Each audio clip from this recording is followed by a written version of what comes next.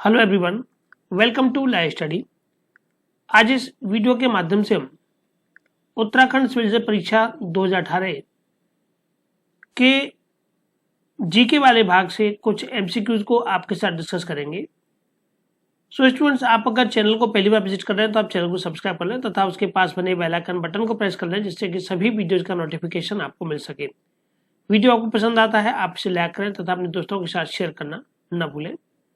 वर्ष 2018 के सिविल जज के पेपर से जीके का पार्ट 1 हम यहाँ देखेंगे। अब आप प्ले स्टोर से हमारी एप्लीकेशन को डाउनलोड कर सकते हैं। प्ले स्टोर में आपको लाइव स्टडी लिखना होगा तथा कुछ इस तरह के इंटरफेस बनी हुई एप्लीकेशन को अपने मोबाइल नंबर तथा जीमेल आईडी के साथ रजिस्टर करते हुए यहाँ आप फ्री एवं पेड दोनों प्रकार की टेस्ट सीरीज का लाभ उठा सकते हैं। यहाँ 20 प्रश्न प्रतिदिन की हिंदी माध्यम रेगुलर टेस्ट सीरीज को ज्वाइन कर सकते हैं। इसमें 8000 एमसीक्यूज यहाँ इस समय उपलब्ध है तथा बाकी के 20 प्रश्न प्रतिदिन के हिसाब से आपको डेली के यहाँ क्वेश्चन दिए जाएंगे।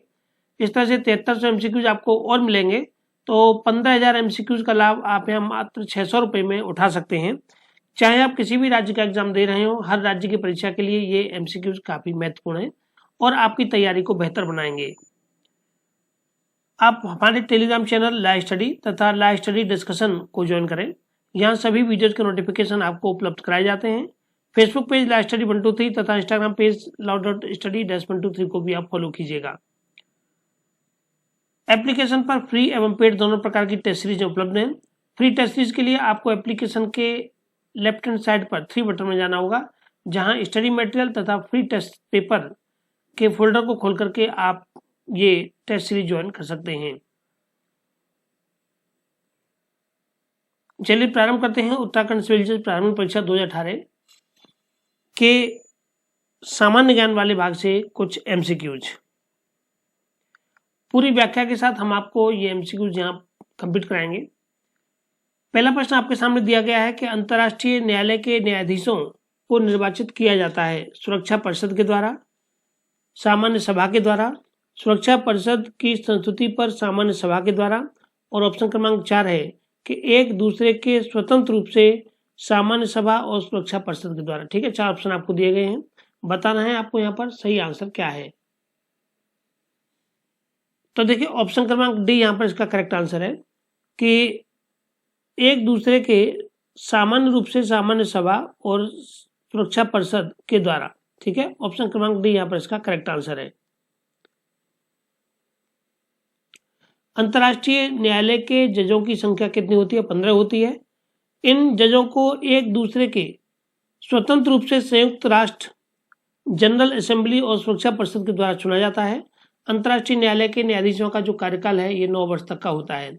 प्रश्न अगला है कि शारदा अधिनियम 1930 किससे संबंधित है? बाल विवाह से, विधवा विवाह से, बाल विवाह से, अंतर्राष्ट्रीय अंतरजातीय विवाह से या बहु विवाह से?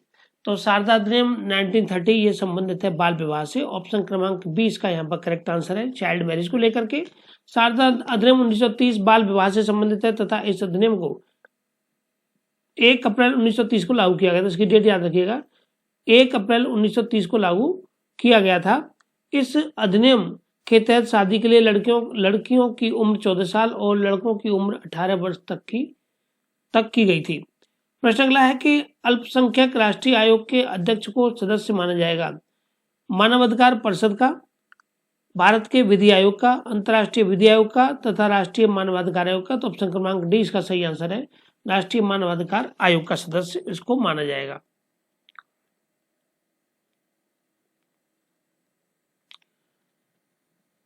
प्रश्न अगला है कि सदन के 2 सत्रों के मध्य समय अंतराल की अवधि कितनी होती है? तो 2 सत्रों के मध्य समय अंतराल की अवधि ये 6 महीने होती है। ऑप्शन क्रमांक सी इसका यहाँ पर करेक्ट आंसर है।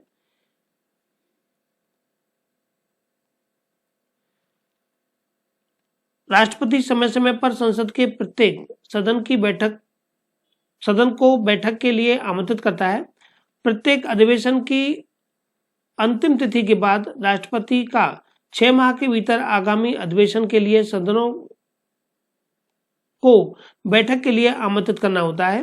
अतः स्पष्ट है कि संसद के 2 सत्रों के मध्य का जो समय अंतराल है ये अधिकतम 6 मंथ का होता है। प्रश्न अगला है कि भारतीय संविधान की प्रस्तावना में अभी तक कितनी बार संशोधन हुआ है? एक बार हुआ है, 2 बार हुआ है, 3 बार या कभी नहीं? तो भारतीय संविधान की प्रस्तावना में अब तक मात्र एक बार संशोधन हुआ है, जो कि 42वां संविधान संशोधन था। 1976 में किया गया था 42वां संविधान संशोधन 1976 के द्वारा। प्रश्न अगला है कि संघ के रक्षा बलों का सर्वोच्च समादेश निहित किस में होता है? प्रधानमंत्री में, राष्ट्रपति में, रक्षा मंत्री में या सेनाध्यक्ष में? तो ये होता है राष्ट्रपति में। ऑप्शन क्रमांक 20 का सही आंसर है। ठीक है। The supreme command of the defence force of the union shall be vested in the, ये है प्रेसिडेंट में। प्रश्न अगला है कि यूएनसीएचआर किससे संबंधित है? श्रमिकों से संबंधित है, बच्चों से संबंधित है, महिलाओं से संबंधित है या शरणार्थियों से संबंधित है, रिफ्यूजी से संबंधित है? यूएनसीएचआर अर्थात United Nations high commissioner for refugee का संक्षिप्त रूप है। ठीक है, ये फुल फॉर्म इसकी आप याद रखिएगा। किसका संक्षिप्त रूप है? United Nations high commissioner for refugee का संक्षिप्त रूप है यूएनसीएचआर। इसकी स्थापना 3 दिसंबर 1949 को हुई थी। इसका उद्देश्य शरणार्थियों की समस्याओं के प्रति आपात राहत, पुनर्वास, सहायता, सुरक्षा और स्थायी निदान को उपलब्ध कराना होता है। प्रश्न क्रमांक 8 है कि केंद्रीय मंत्रिपरिषद में प्रधानमंत्री सहित मंत्रियों की कुल संख्या लोकसभा के सदस्यों की कुल संख्या के 15% से अधिक नहीं होगी। ये प्रावधान अंत स्थापित किया गया है। ठीक है, अंत स्थापित का हमने आपको पूर्व में बताया था, अंत में स्थापित। ठीक है, उसके बाद में स्थापित किया जाने वाला अंत स्थापित कहलाता है। तो यह है 42वें संविधान संशोधन के द्वारा, 44वें संविधान संशोधन के द्वारा, 91वें संविधान संशोधन के द्वारा और 93वें संविधान संशोधन के द्वारा। ठीक है, तो 42 और 44 ये पुराने संविधान संशोधन है। ये हुआ था आपका 91वां संविधान संशोधन अधिनियम के द्वारा। ऑप्शन क्रमांक सी इसका यहाँ पर करेक्ट आंसर है। ठीक है, सी आंसर यहाँ पर ये आपका करेक्ट है।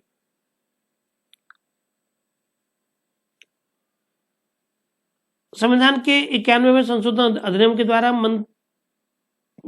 मंत्री की संख्या लोकसभा में कुल सदस्यों की 15% से अधिक नहीं होगी, ये निर्धारित किया गया था। प्रश्न अगला है कि भारतीय संविधान के भाग में वर्णित मूलभूत कर्तव्यों की कुल संख्या कितनी है? तो संविधान के जो भाग है, मूल कर्तव्यों से संबंधित जो भाग है 4A, ठीक है, तो मूल कर्तव्यों की संख्या उसमें कुल मिला के 11 है। ठीक है, ऑप्शन क्रमांक ए इसका यहाँ पर करेक्ट आंसर है।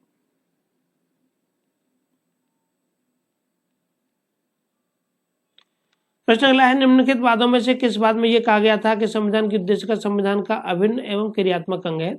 मिनर्वा मिल के मामले में, बेरूबारी मामले में, गोलकनाथ बनाम पंजाब राज्य के मामले में या केशवानंद भारती बनाम केरल राज्य के मामले में? किस मामले में कहा गया था कि संविधान के उद्देश्य का संविधान का अभिन्न एवं क्रियात्मक भाग है? यह कहा गया था केशवानंद भारती बनाम केरल राज्य के मामले में। ऑप्शन क्रमांक डी इसका सही आंसर है। केशवानंद भारती वर्सेस केरल राज्य उद्देश्य का संविधान का अभिन्न एवं क्रियात्मक भाग है, जिसने बेरूबारी बाद में दिए गए निर्णय उद्देश्य का संविधान की कुंजी है मगर उसका भाग नहीं है, को यहाँ पर पलट दिया गया था। अगला प्रश्न है कि बेनामी समव्यवहार प्रतिषेध संशोधन अधिनियम 2016 कब प्रभावी हुआ था?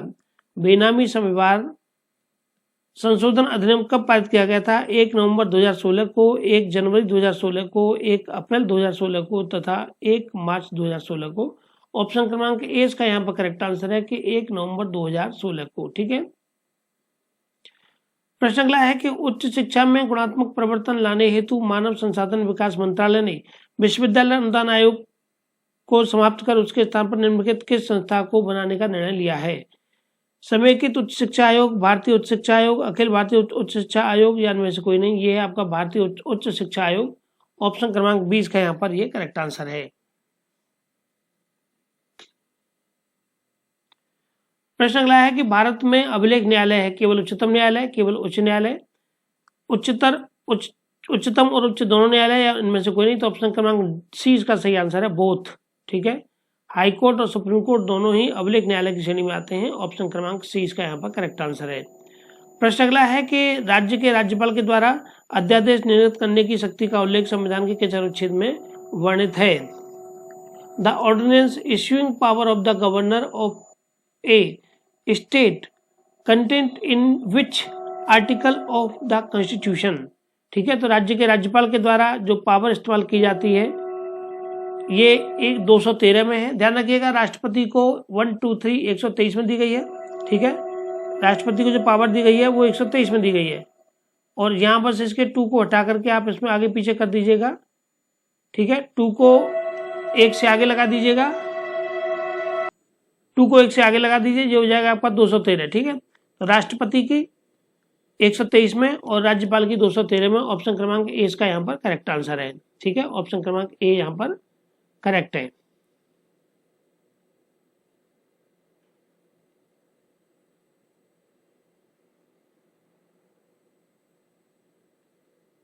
अनुच्छेद 213 राज्यपाल के द्वारा अध्यादेश निर्गत करने की शक्ति होती है तथा अनुच्छेद 123 राष्ट्रपति के द्वारा अध्यादेश जारी करने की शक्ति होती है। प्रश्न अगला है कि डोकलाम विवाद किन दो राष्ट्रों के मध्य विवादित बिंदु रहा था? भारत और नेपाल के बीच, चीन और नेपाल के बीच, भारत और चीन के बीच में, या चीन और अफगानिस्तान के बीच में? ये रहा था भारत और चीन के बीच में डोकलाम विवाद। ऑप्शन क्रमांक सी इसका यहाँ पर सही आंसर है। प्रश्न अगला है कि माल एवं सेवा कर संपूर्ण भारत में लागू किया गया था 100वें संविधान संशोधन के द्वारा, 101वें संविधान संशोधन के द्वारा, 96वें संविधान संशोधन के द्वारा, या 97वें संविधान संशोधन के द्वारा? यह किया गया था 101वें संविधान संशोधन अधिनियम के द्वारा, कॉन्स्टिट्यूशनल अमेंडमेंट 101। ठीक है, ऑप्शन क्रमांक बी इसका यहाँ पर करेक्ट आंसर है। माल एवं सेवा का जीएसटी को राष्ट्रपति प्रणब मुखर्जी ने 1 जुलाई 2016 को 101वें संविधान संशोधन अधिनियम 2016 के द्वारा लागू किया था। प्रश्न क्रमांक 17 है कि राष्ट्रपति पद रिक्त होने पर पद को भरने हेतु निर्वाचन प्रक्रिया अधिकतम कितनी समयावधि में पूर्ण हो जानी चाहिए? ठीक है, राष्ट्रपति का पद अगर रिक्त है तो पद को भरने के लिए निर्वाचन की प्रक्रिया कितने समय के अंदर पूरी होनी चाहिए? 3 महीने के अंदर, 1 महीने के अंदर, 6 महीने के अंदर? ठीक है, रिक्ति की तारीख से 6 महीने के अंदर और रिक्ति की तारीख से 12 महीने के अंदर। काफी आसान प्रश्न है, सही आंसर आप इसका दे सकते हैं। सही आंसर इसका ऑप्शन क्रमांक सी, ये रिक्ति की तारीख से 6 मंथ, ठीक है, 6 महीने के अंदर। अनुच्छेद 62 भारतीय संविधान के अंतर्गत राष्ट्रपति का पद रिक्त होने पर पद को भरने हेतु निर्वाचन प्रक्रिया अधिकतम 6 महीने की समयावधि में पूर्ण कर लेनी चाहिए। पर रिक्तता पदावधि की समाप्ति से हुई है तो निर्वाचन पदावधि की समाप्ति से पहले ही कर लिया जाएगा, एवं पद रिक्तता मृत्यु, पदत्याग या पद से हटाए जाने या अन्य कारणों से हुई है तो निर्वाचन प्रत्येक दशा में 6 महीने बीतने से पहले होना आवश्यक है। प्रश्न अगला है कि जनवरी 2018 में विश्व आर्थिक मंच की 5वीं वार्षिक बैठक निम्न में से किस स्थान पर संपन्न हुई थी? ये हुई थी आपकी दावोस में। तो ध्यान रखिए, अब ये नए करंट के प्रश्न आएंगे, पुराने प्रश्नों का कोई औचित्य नहीं है लेकिन जो क्वेश्चन बेसिक हैं उनको आप ध्यानपूर्वक समझ लीजिएगा।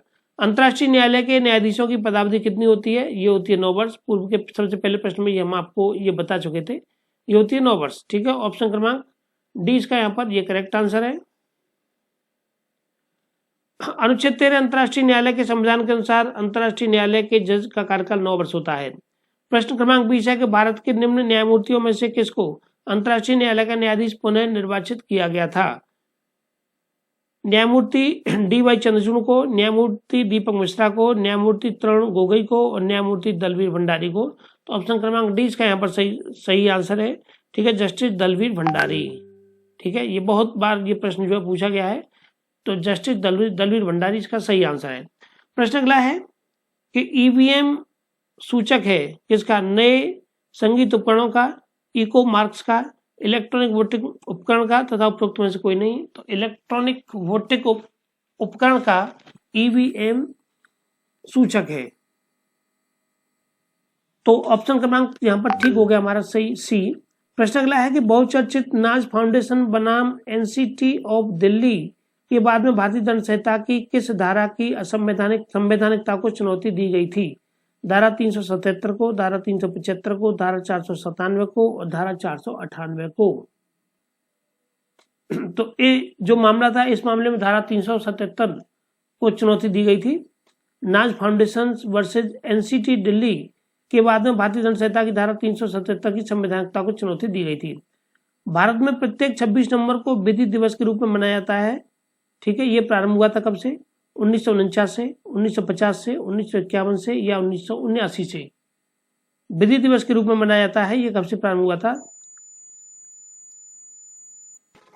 इस प्रश्न का सही आंसर है ऑप्शन क्रमांक डी, 1979। ठीक है, 1979 से ये विधि दिवस मनाया जाना प्रारंभ किया गया था। एक प्रसिद्ध विधिवेत्ता थे लक्ष्मीमल्ल जी, उन्होंने इसके लिए काफी प्रयास किया था। प्रश्न अगला है कि 65वें राष्ट्रीय फिल्म महोत्सव के सर्वश्रेष्ठ फिल्म पुरस्कार किस फिल्म को दिया गया? तो ये दिया गया था विलेज रॉक स्टार को। चलिए यहाँ अब फिलहाल ये क्वेश्चन यहाँ नहीं बनेगा क्योंकि पुराना प्रश्न है। प्रश्न अगला है कि भारत के उच्चतम न्यायालय के मुख्य न्यायाधीश को अपने पद से हटाया जा सकता है। उच्चतम न्यायालय का मुख्य न्यायाधीश हटाया जा सकता है केवल साबित कदाचार के आधार पर, केवल असमर्थता के आधार पर, केवल भ्रष्टाचार के आधार पर और उपरोक्त ए और बी दोनों। तो साबित कदाचार एवं असमर्थता के आधार पर ऑप्शन क्रमांक डी इसका यहाँ पर सही आंसर है, केवल साबित कदाचार के आधार पर और केवल असमर्थता के आधार पर। तो यहाँ ऑप्शन क्रमांक ए और बी, ठीक है, ए और बी केवल साबित कदाचार तथा असमर्थता दोनों ही यहाँ पर आंसर आपके करेक्ट है। ठीक है, तो ए और बी दोनों सही है, तो ए और बी दोनों सही को लेकर के आप आंसर बता दीजिए, इसमें ऑप्शन क्रमांक डी सही हो जाएगा। प्रश्न अगला है कि भारत के उच्चतम न्यायालय के मुख्य न्यायाधीश को अनुच्छेद 124(4) के अंतर्गत हटाए जाने के लिए पर्याप्त जो आधार होता है वो असमर्थता एवं साबित कदाचार रहता है। प्रश्न अगला है कि 26 जुलाई को निम्नलिखित रूप में मनाया जाता है? कारगिल विजय दिवस के रूप में, वायुसेना दिवस के रूप में, सेना दिवस के रूप में, या उपरोक्त में से कोई नहीं। तो ये आपका कारगिल विजय दिवस है, ऑप्शन क्रमांक ए। प्रश्न अगला है कि सिंधु दर्शन महोत्सव मनाया जाता है केरल में, लद्दाख में, असम में या उत्तराखंड में? सिंधु दर्शन महोत्सव मनाया जाता है लद्दाख में। ठीक है, ऑप्शन क्रमांक बी इसका करेक्ट आंसर है।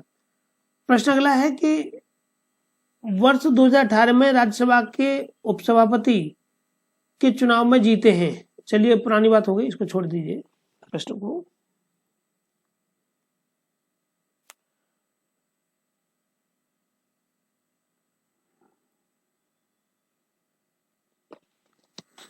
प्रश्न अगला है कंप्यूटर प्रोसेसर इन भागों से मिलकर के बनता है। कंप्यूटर प्रोसेसर कीवर्ड और हार्ड डिस्क,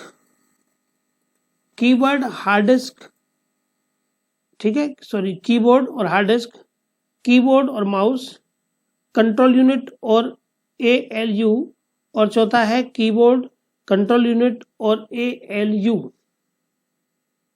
तो सही आंसर इसका ऑप्शन क्रमांक C, control unit and ALU, option क्रमांक सी इसका करेक्ट आंसर है। प्रश्न अगला है 14 अप्रैल 2018 को प्रधानमंत्री ने आयुष्मान भारत योजना प्रारंभ की थी नई दिल्ली में, लखनऊ में, अहमदाबाद से, लखनऊ से, नई दिल्ली से और बीजापुर छत्तीसगढ़ से।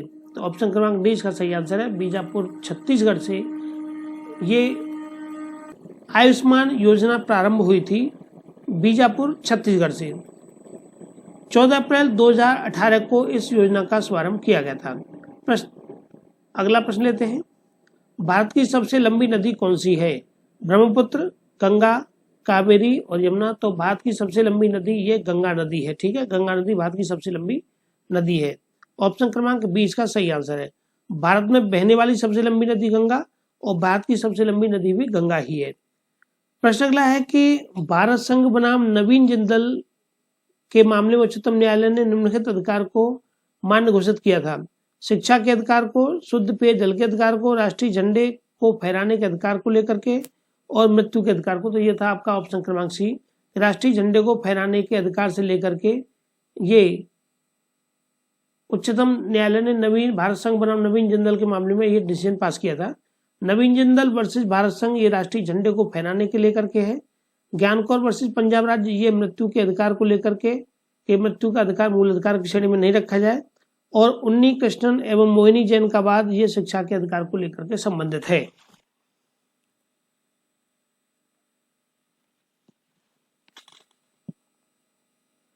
प्रश्न अगला है विधिक सहायता दिवस कब मनाया जाता है?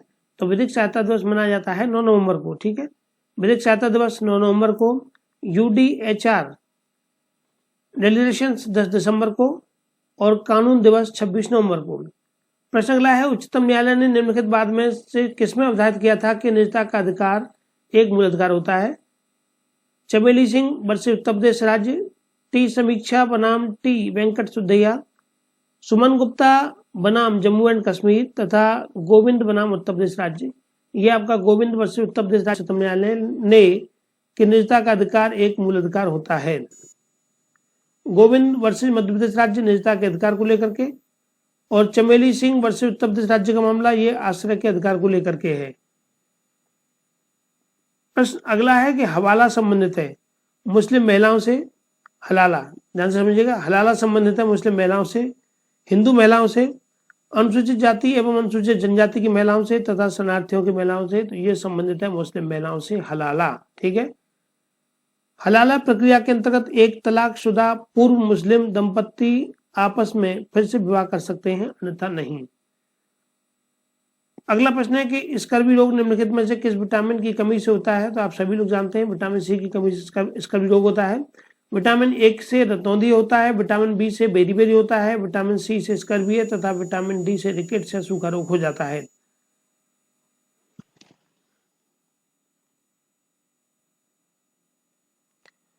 प्रश्न अगला है, विश्व बौद्धिक संपदा संगठन का मुख्यालय कहां पर है? तो यह है जिनेवा में। विश्व बौद्धिक संपदा संगठन का मुख्यालय जिनेवा में है। संयुक्त राष्ट्र संघ का मुख्यालय न्यूयॉर्क में है, यूनेस्को का मुख्यालय पेरिस में है तथा विश्व पर्यटन संगठन का मुख्यालय मैड्रिड में है। प्रश्न है कि निम्न में से कौन सा संयुक्त राष्ट्र का प्रमुख अंग नहीं है? अंतर्राष्ट्रीय श्रम संगठन, सुरक्षा परिषद, अंतर्राष्ट्रीय न्यायालय और महासभा। तो इसमें पहला जो अंतर्राष्ट्रीय श्रम संगठन दिया गया है ये संयुक्त राष्ट्र का प्रमुख अंग नहीं है, बाकी के जो अन्य 3 अंग आपको दिए गए हैं ये करेक्ट है। संयुक्त राष्ट्र संघ के जो कुल 6 अंग हैं उनमें पहला है आपका महासभा, अनुच्छेद 9 से लेकर के 22 तक की बात करती है। सुरक्षा परिषद 23 से लेकर के 32 तक, आर्थिक एवं सामाजिक परिषद 61 से लेकर 62 तक, न्यायिकता परिषद 86 से 91 तक, अंतरराष्ट्रीय न्यायालय 92 से 96 तक तथा सचिवालय अनुच्छेद 97 से लेकर के 101 तक। प्रश्न अगला है, निम्नलिखित देशों में से कौन संयुक्त राष्ट्र एकता परिषद की अध्यक्षता करता है? यह है आपका स्पेन। प्रश्न अगला है, निम्न में से कौन भारतीय राष्ट्रीय एकता परिषद की अध्यक्षता करता है? Who among the following head of national integration council of India? तो राष्ट्रपति, उपराष्ट्रपति, प्रधानमंत्री तथा उच्चतम न्यायालय का मुख्य न्यायाधीश। तो ये करता है प्रधानमंत्री। ठीक है, प्राइम मिनिस्टर की पावर होती है ये। भारतीय राष्ट्रीय एकता परिषद एवं वरिष्ठ राजनेताओं, कैबिनेट मंत्री तथा प्रधानमंत्री इसकी अध्यक्षता करते हैं।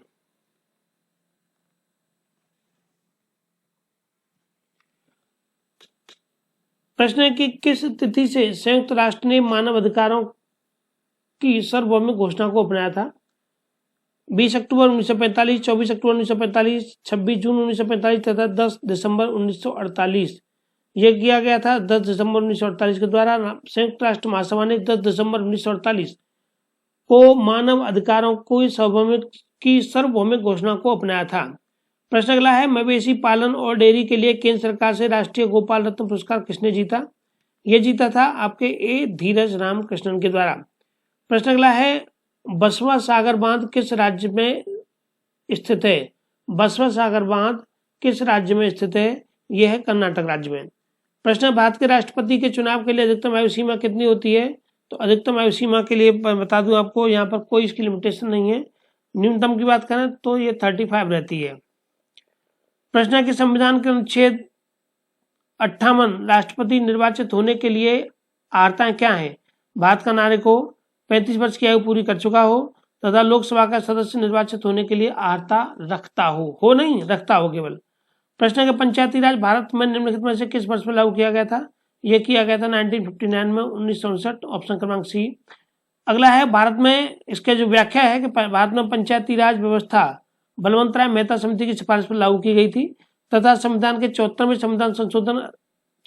संशोधन 1992 के रूप में 24 अप्रैल 1993 को लागू हुआ था, जिसे पंचायत राज दिवस के रूप में मनाया जाता है।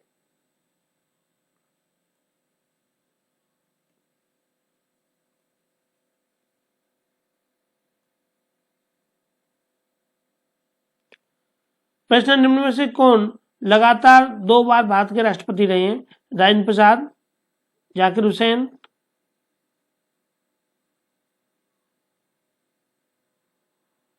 डॉक्टर राधाकृष्णन, और इनमें से कोई नहीं। तो ये हैं डॉक्टर राजेंद्र प्रसाद। प्रश्न अगला है, भारत का सबसे पुराना उच्च न्यायालय निम्नलिखित में से कौन सा है? भारत में सबसे पुराना उच्च न्यायालय निम्न में से कौन सा है? मद्रास उच्च न्यायालय, कलकत्ता उच्च न्यायालय, दिल्ली उच्च न्यायालय और इलाहाबाद उच्च न्यायालय। तो सबसे पुराना है आपका कलकत्ता उच्च न्यायालय, ऑप्शन क्रमांक बी।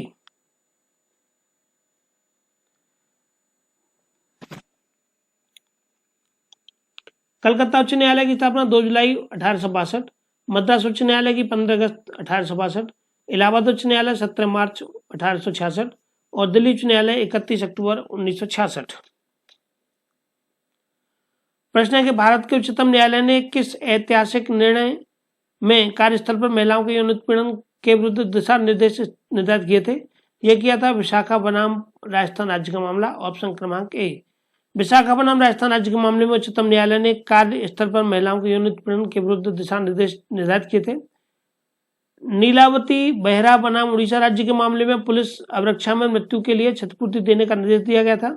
मेनका गांधी बनाम भारत संघ के मामले में अनुच्छेद 21 का विस्तृत विवेचन किया गया था तथा हुस्नरा खातून वर्सेस बिहार राज्य के मामले में लंबित विचारण से संबंधित यह प्रमुख मामला है। ठीक है, अब इससे नेक्स्ट वीडियो में हम ला वाले भाग से क्वेश्चनों को प्रयास को यहाँ शुरुआत करेंगे।